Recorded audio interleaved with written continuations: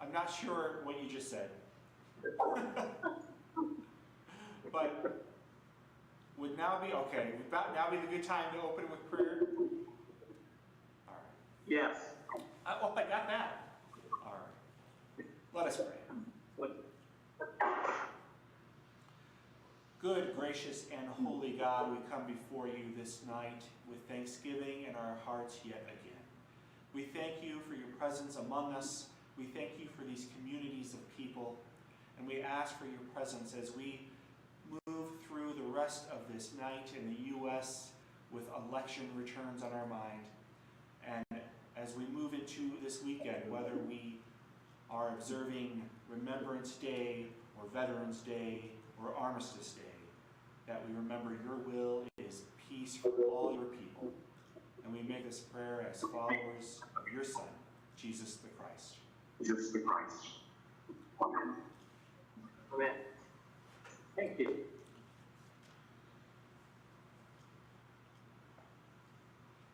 So, an opening question we had thought of, are you saved?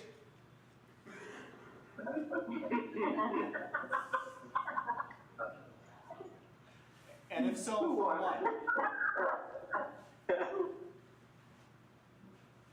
We've got an eager group here. I see lots of notes, so I'm hoping there will be lots of answers to them. Anyone first?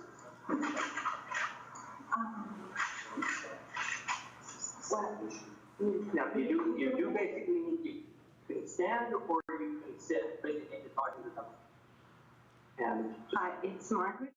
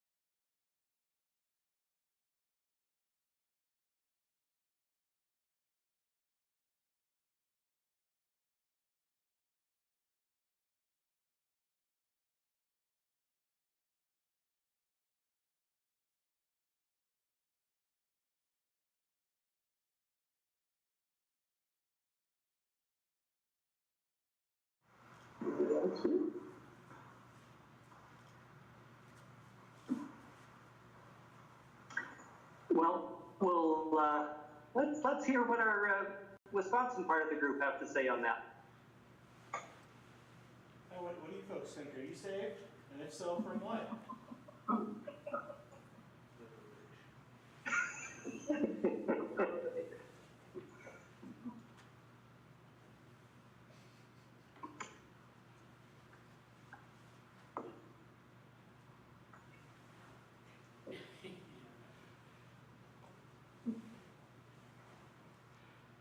At one point, I would have answered yes to that question.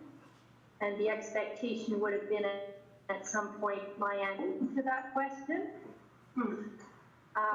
Now I would probably, I haven't thought about it, but now I would probably answer that I am continually being saved from various things. If we think of thinking of salvation and saved in the terms that Gord has talked about in terms of freedom, liberation, deliverance, it's a process, not an event. Thank you.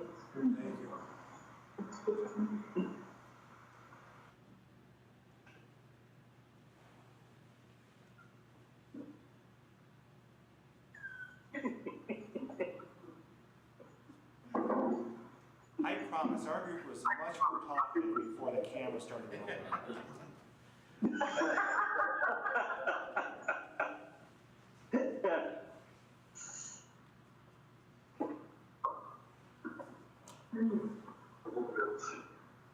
Okay.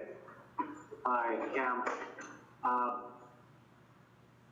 Maybe it's because it's minus 10 here and I can hardly think on my own, but I like from page 53 what the priest said in that little story. Am I saved in the past, present, or future tense? If you mean, am I saved in the sense, has God already done all that is necessary to save me? Then yes, certainly. If you mean, am I saved in the sense, do I presently live in a saving relationship with God? Then my answer is yes, I trust. If you mean, am I saved in the sense, have I already become all that I might become? Then certainly not. That just makes some sense to me, those ideas.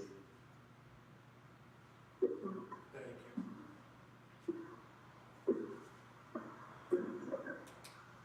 you. I like that too.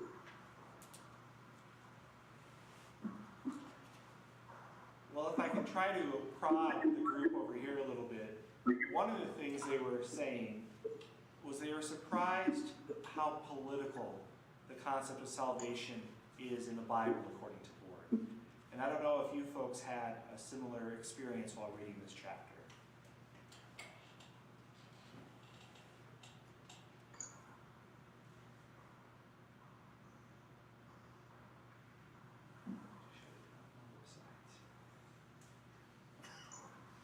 The one-word answer seems to be yes. Okay. It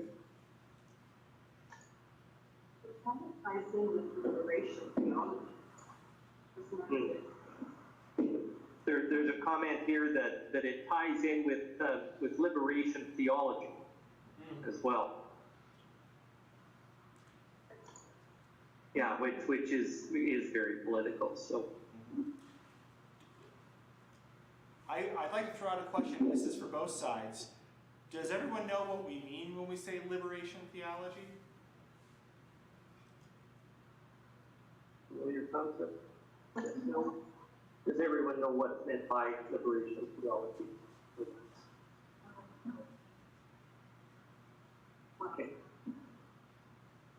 Mixed. Okay. Does anybody want to try to describe it? Well, I'll try the one line answer I remember from years ago when I first learned it was God's preferential option for the poor. Now let's talk about that phrase a little bit. I mean, I'm sorry. Yeah. You go ahead. No, you. Does anybody have a knee-jerk reaction to that idea? God's preferential option for the poor. For the poor. Yeah, that's the line that I remember from. Yeah. Who do you consider?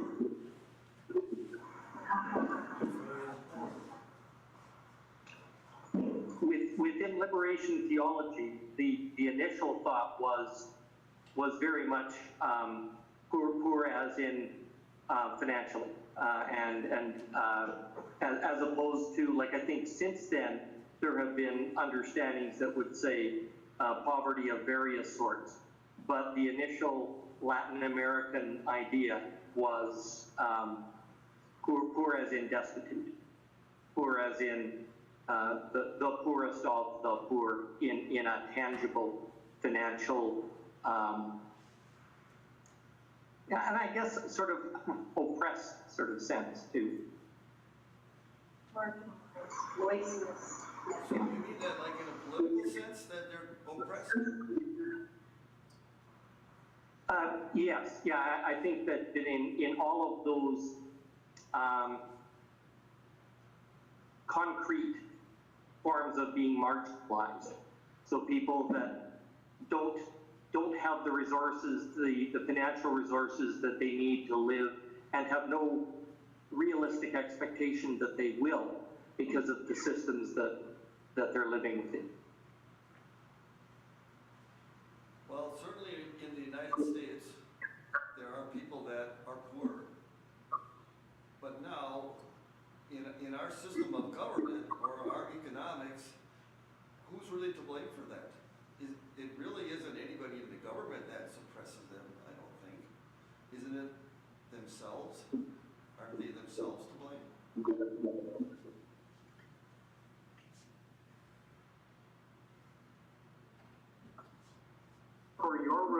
answer than this room. Yeah, I think that may be one of the differences between our two rooms of this study as well, between our two nations. I think some of the understanding there. Am I going too far in saying that? I think there's less of a tradition in Canada, or the concept of sort of the self-made man is perhaps less beloved here than I hunch it is in the United States. I don't know if that answers the question, but it's the beginning of an answer. Well, I think certainly one's environment has a lot to do, with your situation. And I could understand that a person that is brought up with unloving parents, or put in a situation where they don't get the proper education or fulfill their all their talents, that perhaps they can be held back in that manner. But usually in the United States, at least I would think that anyone could succeed if they really want to.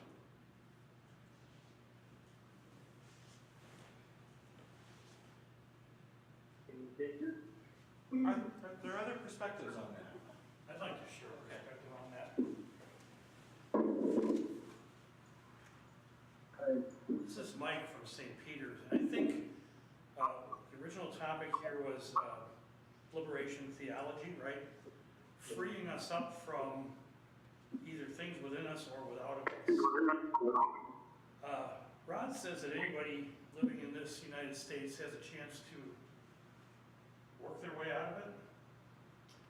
I spent a fair number of opportunities in our inner city in Milwaukee with my daughter, who worked with impoverished neighborhoods.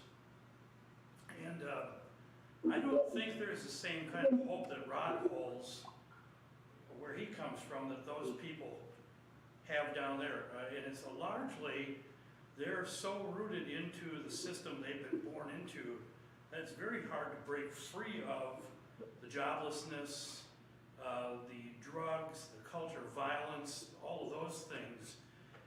Even given the opportunity, if they could transport themselves out of the situation. I remember my daughter telling me that they did not want to leave their family and their friends. It's almost like the Israelites coming out of Egypt saying, I wish we were back in slavery, where we at least knew what our situation was and what our access to the food provided for us was. So I kind of differ a little bit with Rod. I don't think it's true in all cases. It's very tough for people to lift themselves out of structures like that.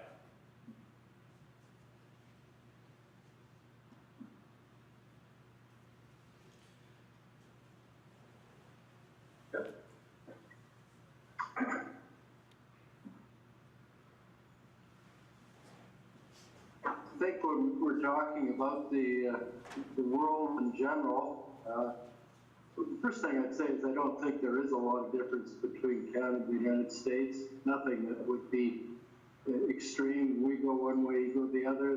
The views that were just expressed, I think would represent a lot of what would be said by Canadians.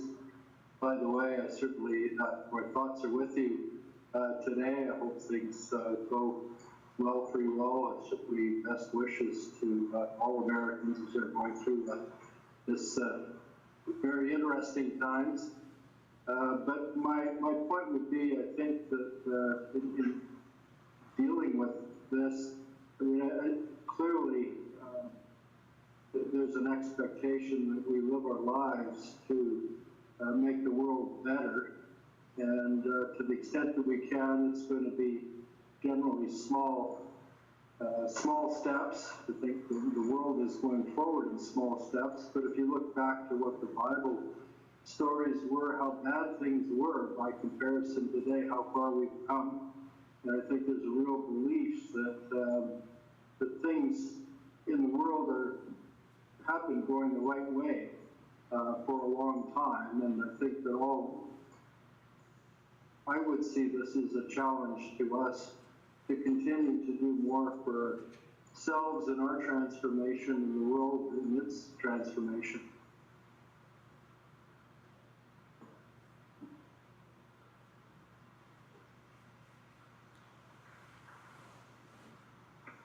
If I can keep going with this topic with the poor, I wonder if I could challenge Rodney. I want to ask a question. What do you think Jesus means in the Beatitudes when he says, blessed are the poor? In the Beatitudes where Jesus says, blessed are the poor, what do you think is there? Certainly depends on what gospel you read. No, blessed are you who are poor in Luke, who's own in spirit. Well, I think a lot of times you think of poor, you think economics, somebody that doesn't have a lot of money or a lot of resources. But I think I don't know about in Jesus' times, blessed are the poor, perhaps the poor in spirit. Why would they be blessed? You'd think the people that would be blessed would be the ones that have a lot of spirit and that feel blessed. Well, there are two versions of that. There's the Matthew version, it's poor in spirit, and there's the Luke version that's just blessed are you who are poor. Yeah, so one of the, Those mean the same thing. yeah, Matthew says one, Luke says the other. Why would the poor in spirit be blessed? That's a good question.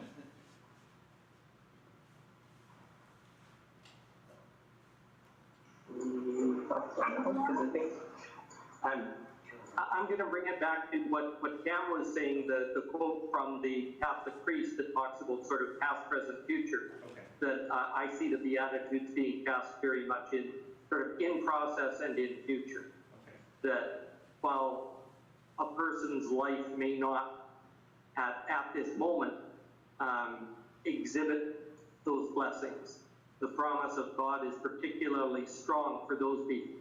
And that brings us back to that whole liberation theology idea as well. And I think what Borg is saying about salvation being deliverance, that God is actively sort of sussing out what you need deliverance from in your life. God, and as you trust God and as God acts, that those things are addressed. So blessed are the poor, as Chris says. I mean, one gospel says poor, just poor, and the other one says poor in spirit. And in both cases, that poverty is to be addressed in the coming age, or in the unfolding coming age, by God.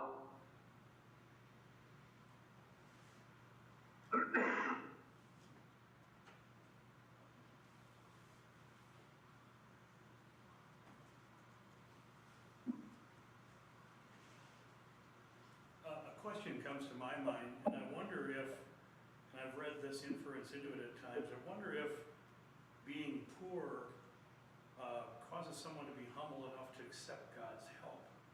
That if being poor in spirit causes someone to be low enough to understand they have only one place to turn to be helped or to be raised up. Just a question.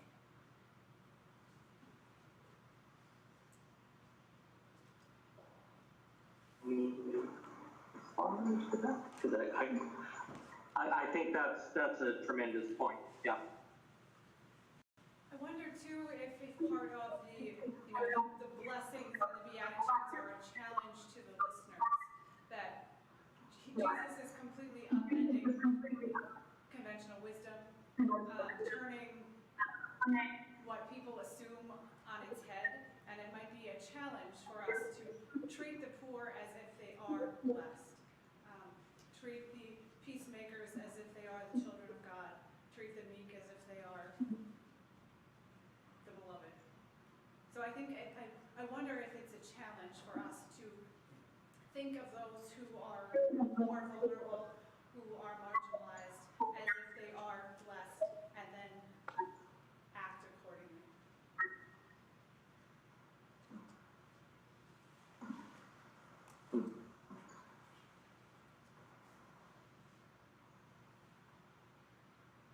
just one example of a social issue in Canada that I think we need to wrestle with are food banks. And when I was a kid in the 50s and 60s, there was poor people, but as far as I know, there were no food banks in Canada until the 80s. But since the 80s, we've had millions and millions of Canadians that depend on those food banks. And so it seems to me that as a Christian now, we have to wrestle a bit with, well, why is that? And is there something we could do as a society to lessen the need for food banks?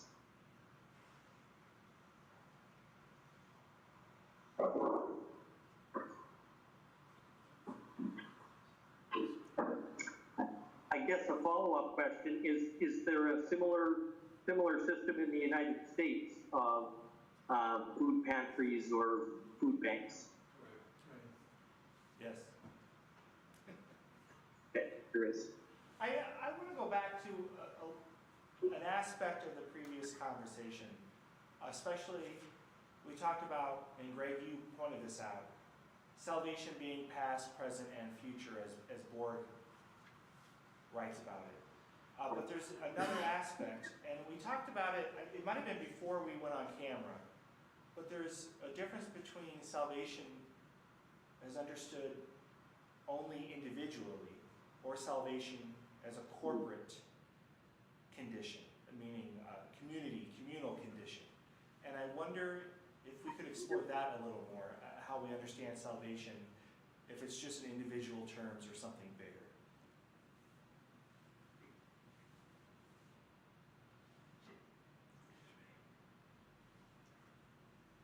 Can you rephrase that? Sort of individual versus community. Is salvation just for each of us as individuals, or does salvation mean something for us as communities?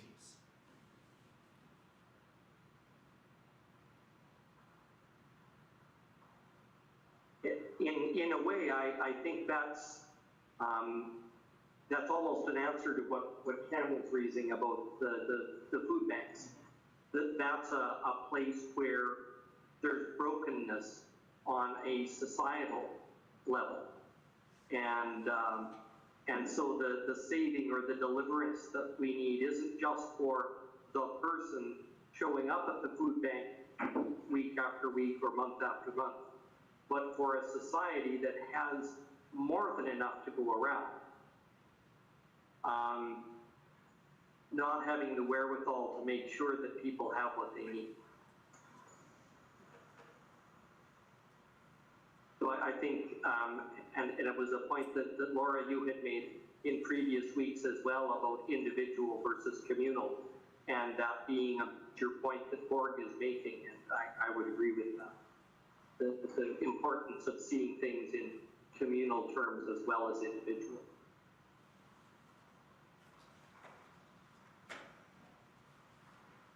Don't you think that initially the individual has to take care of himself and his family? How can we communally worry about salvation if each individual doesn't worry about salvation for himself first?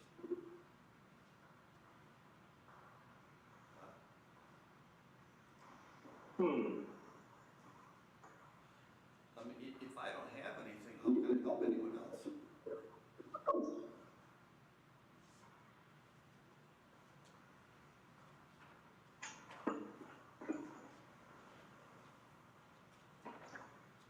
That when we think about liberation, there's economic liberation, there's political liberation, there's religious liberation, and many other forms of bondage that people face and experience.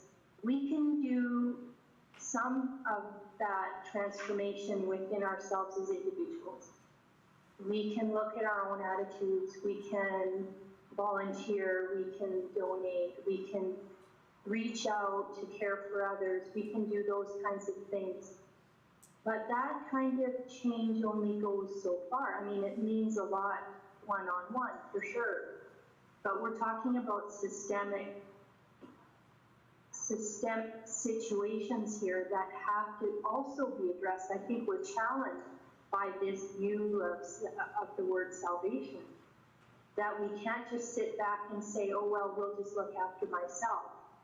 We're being called, I think, to challenge those systems that keep other people and maybe ourselves in bondage, whether it's in our countries, whether it's global. And that's where I think to become activists in whatever way we can is part of this challenge of what it means to be saved, or that God's calling us to be saved, to what and from what. It's individual, but it's also systemic.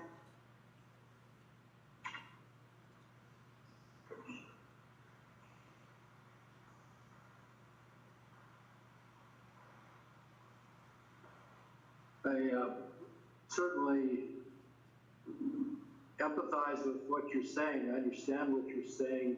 I feel it.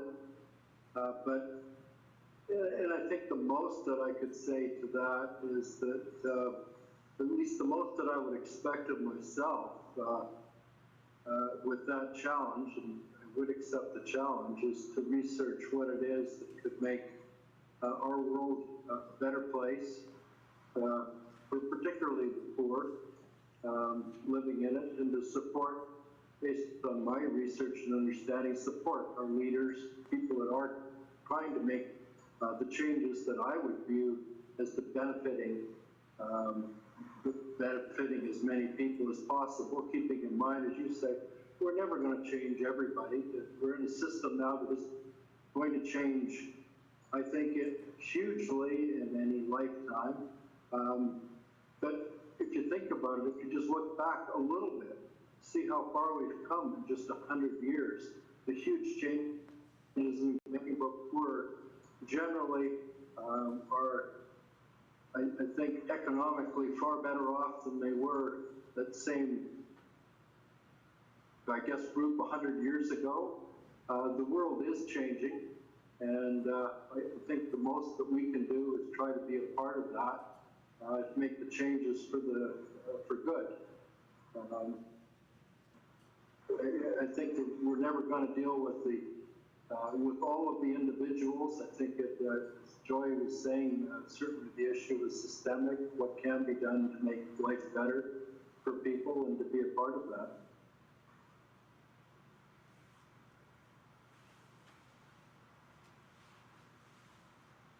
The story that's coming to mind for me is one of the feeding of the crowd stories. There's, the thousands of people who are hungry, they're in a secluded location, the disciples are wondering, Jesus, should we send them home? Should we send them into town to get something to eat? And Jesus says, no, you give them something to eat. A real challenge. And that's all he says. You give them something to eat.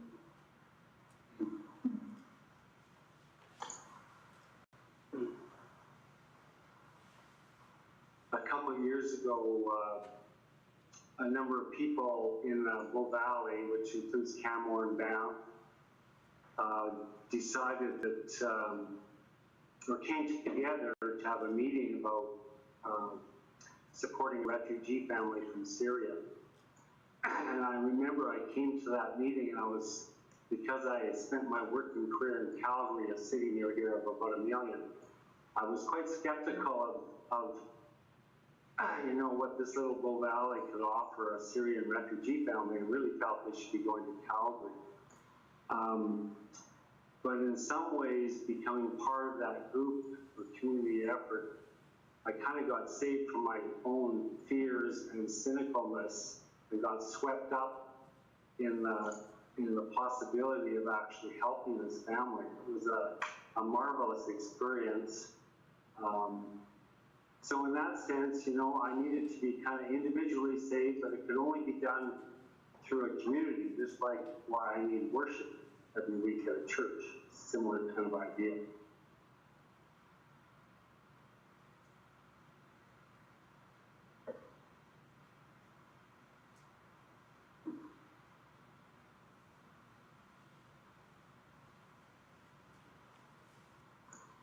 I think of the Bible's big stories. Oh, were you going to talk, Mike? Oh, you go ahead. I should look back. It's okay. I want to thank Rod for his question again, because it got me thinking, and how often we ask, what do we have to give? It's funny, we're just entering our stewardship season here, and the theme is, what shall we bring? And I'm leaning kind of on the words of the Lord's Prayer here.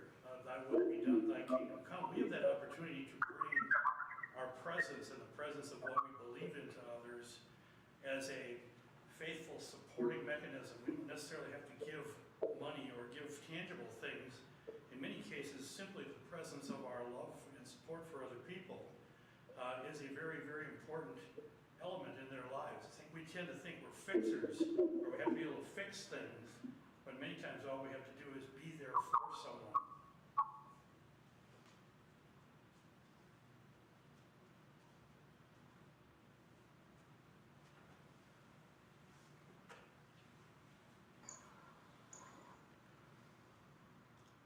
I keep going back to the corporate versus individual thing, communal versus individual approaches. And I think this is a real hang-up for us, at least on this side of the border.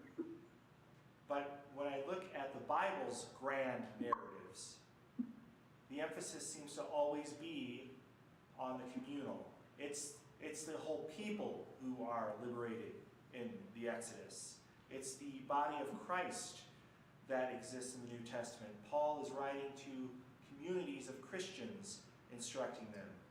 That you have Jesus surrounding himself with the disciples. It's not just, there's not much there that I think in the Bible is individually focused.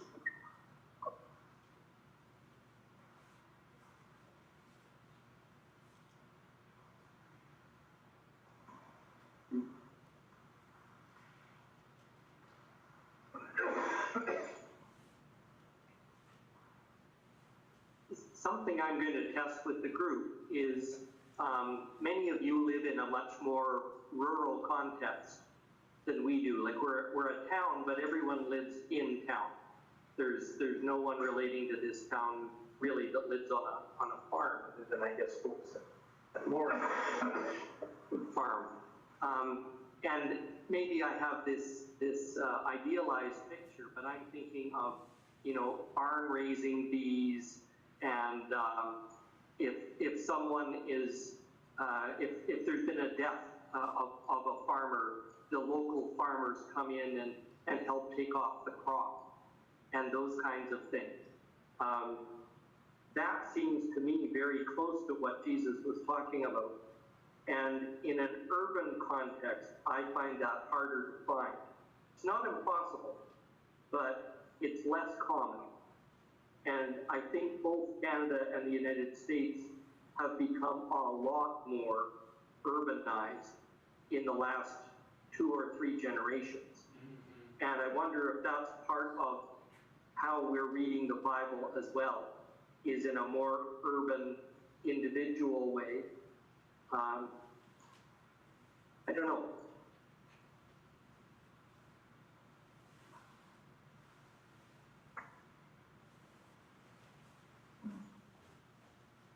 Speaking for the first time, Dennis Dietering, I think go back 20 or 30 years, that the issue of having farmers helping out other farmers, that was more of a common thing, but now things have changed around here. They've turned into big farmer areas, and there's less of that cooperation, I think, between that type of situation. I think years ago that was a common thing. If something happened to some farmers there, everybody else was there to pitch in and help and do things.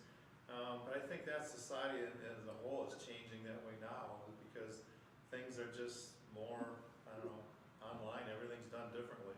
So, but that's, I was just going to add to that. So, and since I'm up here speaking, I would, as I listen to the salvation, I don't know if I want to change the subject or anything, but I was really intrigued by the fact that the Bible is more political.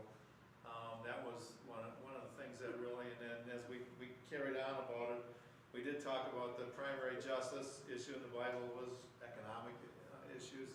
And I'm an ex-city administrator, retired, and the city, church more and it was in the background rather than being active a little bit because of the fact that I always thought that the church and state were separated. And when I'm reading this, as I read into this, I see that there's, maybe I was on the wrong page. So that's my input.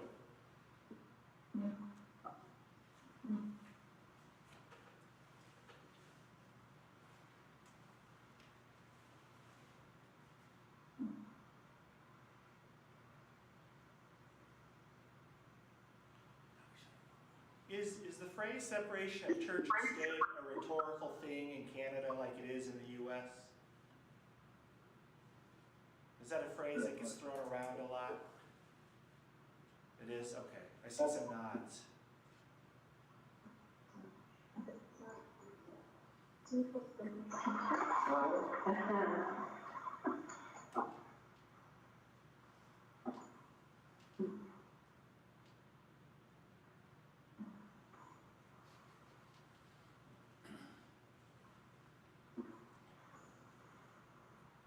It's fundamental to our governance system.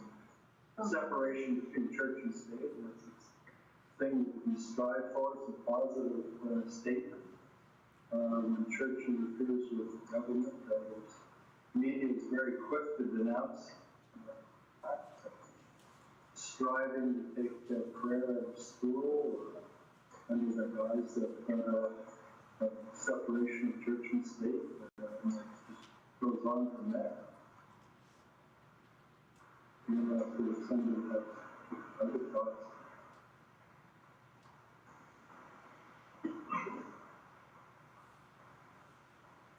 Well, I hear that separation of church and state is a big deal in the U.S., but what we often hear on the news is your leaders talking about God bless America, and we hear that from not just your president, but quite often from leaders in the States. So to me, it's I think you're more open about, at least in your leaders in the U.S., about maybe sharing a faith. I think we're quite a bit quieter that way in Canada. We have some other anomalies here. In Western Canada, we have a whole Catholic school system that's paid for by the government. And that was enshrined in our Constitution out here. So I think it's a bit of a mixed bag.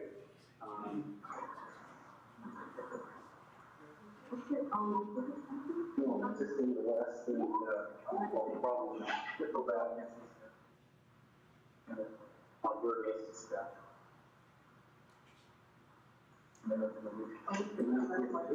Catholic schools, significant part. But the public schools funded. Talking about between separation of church and state, one of the things in the United States is that it seems like, long years past that prayers were sometimes said in public schools. And now, because of this so-called separation of church and state, that's kind of been prohibited. I'm just wondering, is that the same way in Canada?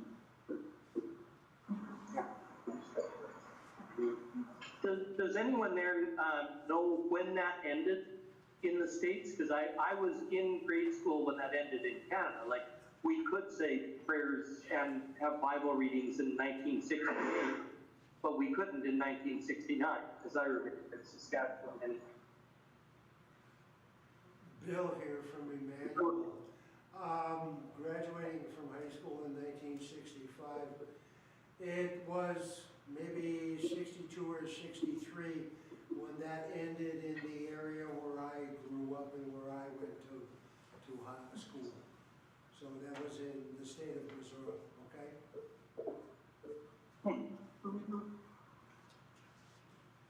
Or Missouri for the rest of us. Excuse me, Missouri. I heard that. It's funny though, because I think religious participation is still quite a bit more common in the United States than it is in Canada. So it's interesting to think that some of those things were actually separated earlier in the States than they were here.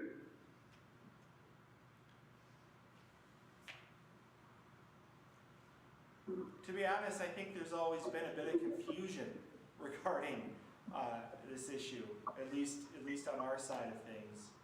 I know Dennis was talking about, Dennis brought up the phrase originally, I think, in this conversation.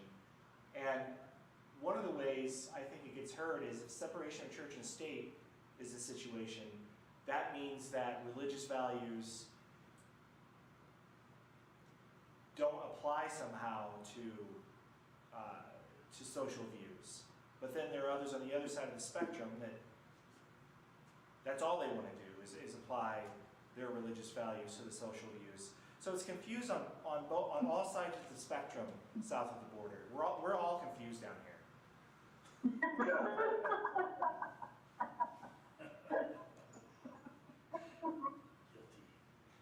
Anyone want to claim clarity?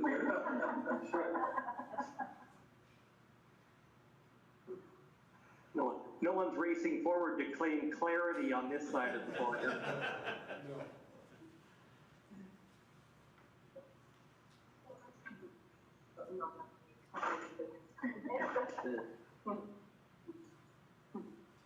I'm not bringing clarity, it's a comment. I taught in what was called the Protestant School Board in Montreal.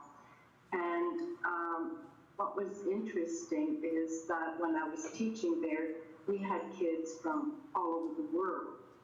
And so one of the reasons that, and at first the Protestant School Board was, not in opposition, but separate to the Catholic school system, right?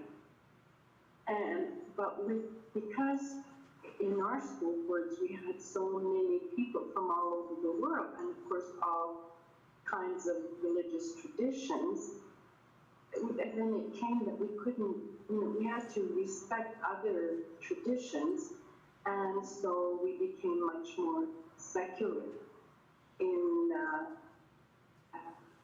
our teaching, or in our identity, I should say. Yeah. And to the point where, at one point they were kind of wondering, well, who are we? Because they had lost that identity as being different to the Catholics, right?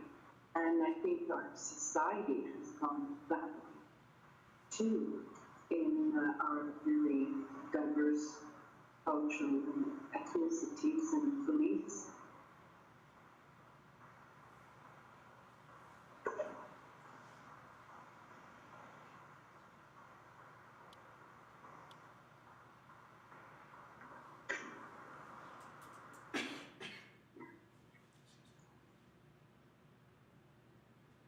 Not that people may not have things to say about that, but I wanted to pose another question because Ward talks quite a bit about salvation meaning transformation.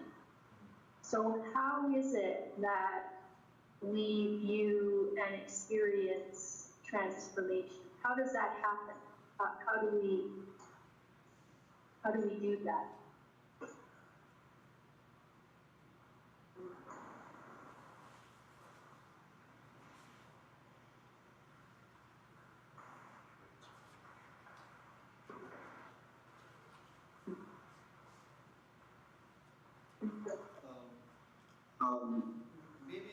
Maybe transformation can more easily occur through communion, or through a community, I should say.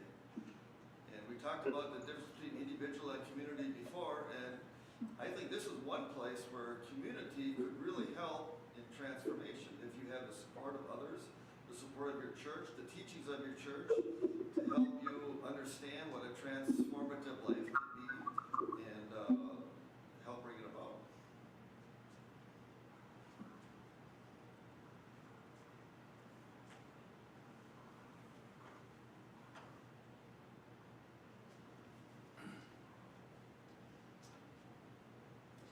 I think there's a line in the book that says salvation is transformation.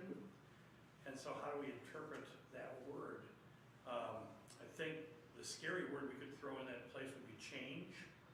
I like the word better option. I think it made me think of my own feelings about my faith journey as being one of growing in my relationship with God. But in the context of this chapter, it's not only about my growth in my relationship with God, but the growth of those around me, in my family, my community, my church, all of that. We can all learn ways to grow closer to what God wants from us and what God wants for us.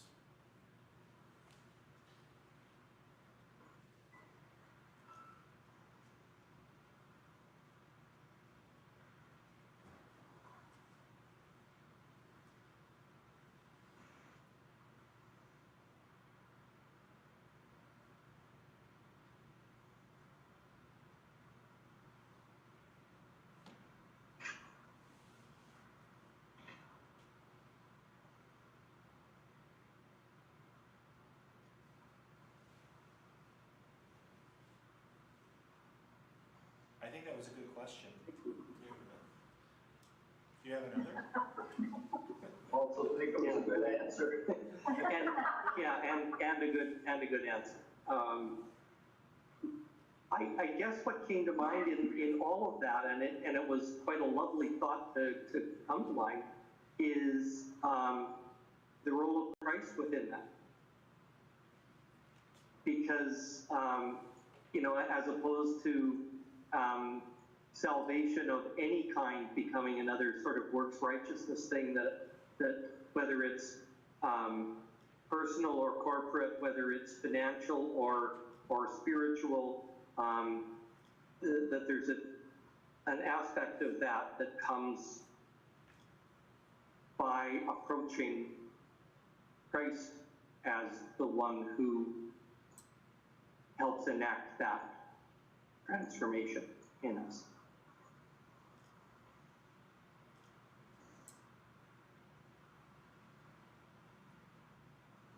So I guess sort of staying with the idea of, Jesus as Savior, but in a very, very, very different way than that's commonly understood now. Jesus as liberator, Jesus as deliverer, Jesus as companion as we transform individually and together.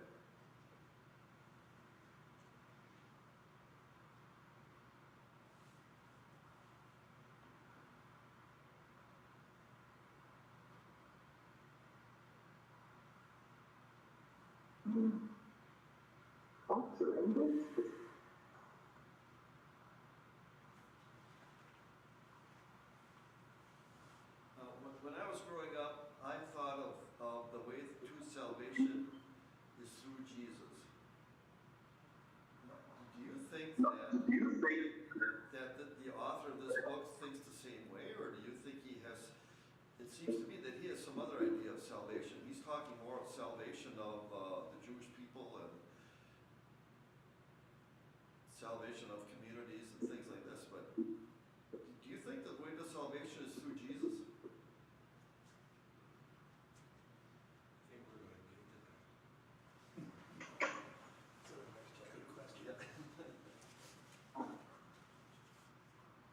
Short answer is yes. Yes, that's the way I was raised. That's the way I still believe. I thought the answer about this as being a process. Transformation is part of that faith journey. And it's part of becoming, in a way that you feel closer to God. And I think that's where he's coming from. That's the transformation. In my view, it's a process. It's not suddenly I'm born again. It's just part of the life that I'm going through and being transformed. I think it's far easier to answer this question when we're talking about societal issues, about communities, but individually, I think it's just that faith journey.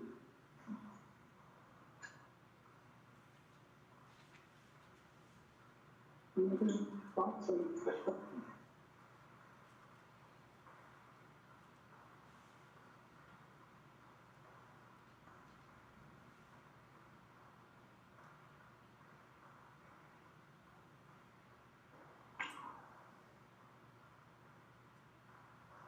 I would certainly agree that in board, partly because of the, sort of the numbers he comes up with, that there's so many, while we think of salvation being very much a Jesus and New Testament word, I think it was very helpful for him to say, well, actually, there's an awful lot of instances of exactly what you were talking about, God being the deliverer through the Exodus experience, in many of the Psalms, in the return from exile, in all those things. And so I guess having been the one putting it out there, I wouldn't get too caught up in the God versus Jesus part of it. But certainly for there being a divine element in it, that's something I would want to bring us back to, that while the salvation, the deliverance that's being talked of, according to Board, is different than we might think, I still think that the grace of God, or the grace of God in Christ, or the grace that we experience in the Spirit is very much the change agent.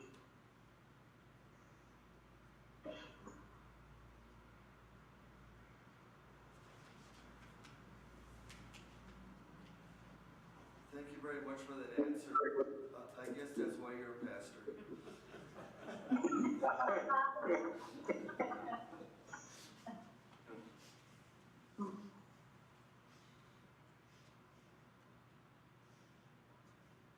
Other thoughts while we're still online? We're probably not going to be on much longer. Thanks for your notes. What chapter is next week?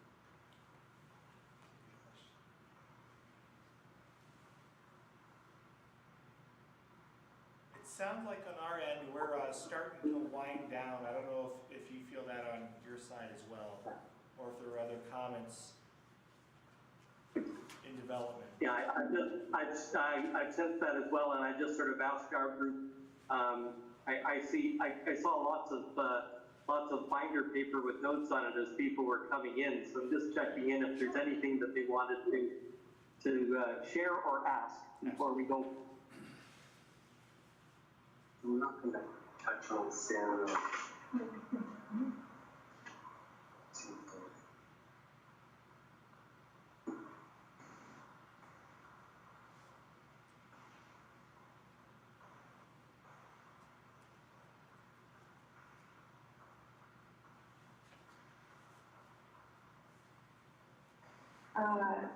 So one of the things that I found really interesting looking ahead at the chapter on sin was that he writes that the remedy for sin is not forgiveness, but centering in God, which comes back to salvation again and transformation, but being that return to God, return to home in God. And so again, connected to liberation and healing, wholeness and transformation as the remedy for sin. So that was a very interesting concept for me to think about. So I wondered if anyone else had any thoughts or reactions to what he writes about sin.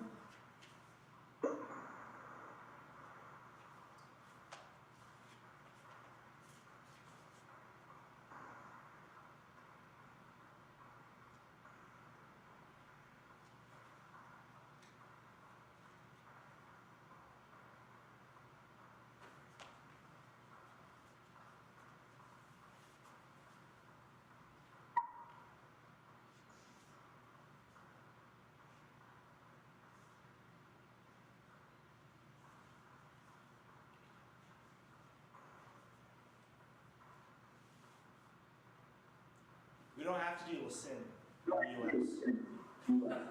Just kidding.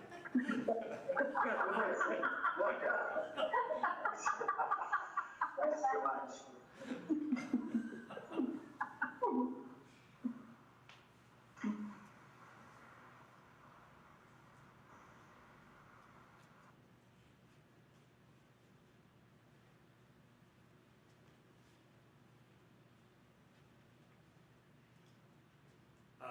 at sin from the prospect of the faith journey, I think he shared a story in the chapter talking about the prodigal son parable. And that if the prodigal son, in fact, knew that he had his father's grace and was redeemed in that grace, but yet remained distant from his father, the story would not have been well served.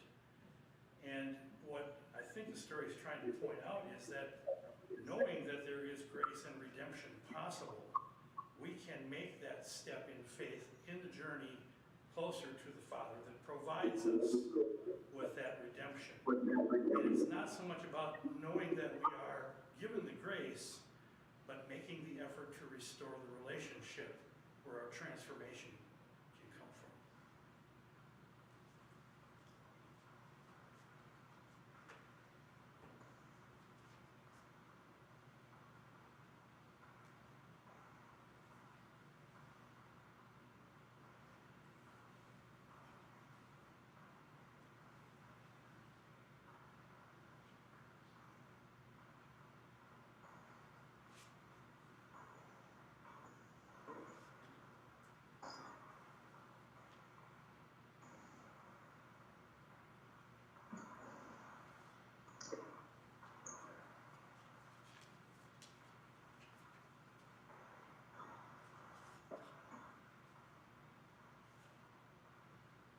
Well, it sounded to me like we may be at the end of our joint meeting here.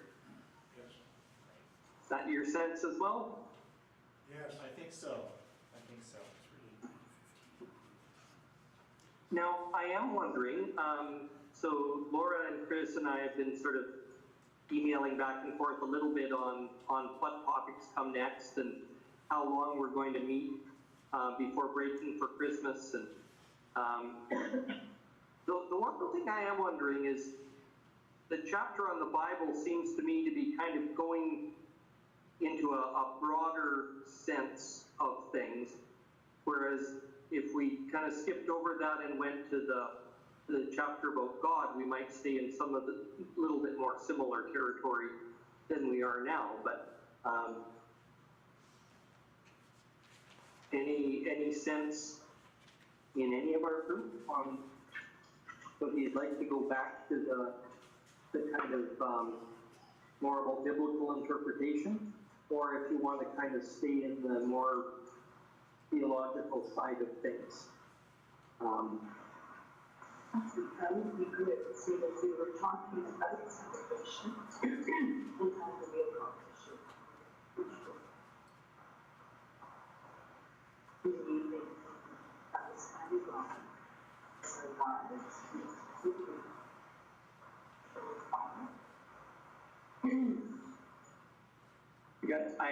I guess I have a bit of a sense, partly from what I'm hearing from this part of the group, that while we like where Bort goes on biblical interpretation, it might be good to kind of stay engaged with his section on God and God's character. So it's still kind of moving sequentially through the book, but rather than jumping around. But maybe if that's what we looked at next week. You mean 5 and 6? Do you mean both chapters, God and God's character together? Yeah. Okay. Yeah, just because I'm not sure how much our group is going to have the ability to continue past Christmas. So I'd like to finish as much as we could before taking the Christmas break. And so if those two could kind of travel together. That makes sense to me. Yeah, sounds good. So chapters 5 and 6? Yes. I think there was agreement on this side. Okay, great. Thank you for your sharing. Yes, thank you very much. Thank you as well. You know, small in numbers, but very good conversation all around. Yeah.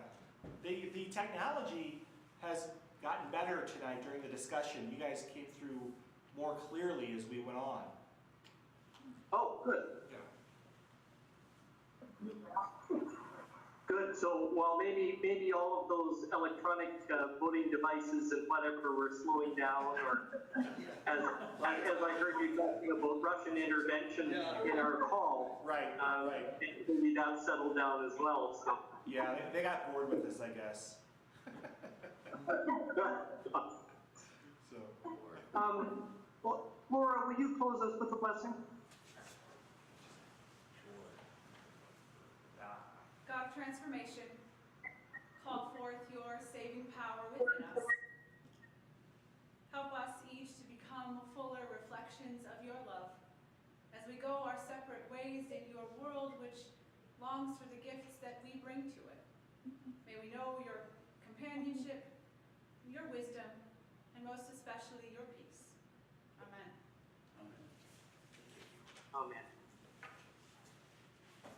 Thank you, folks, and we'll see you next week, and we'll talk about God. Awesome. All right, sounds good. Talk to you then. All right. Bye-bye. Good night.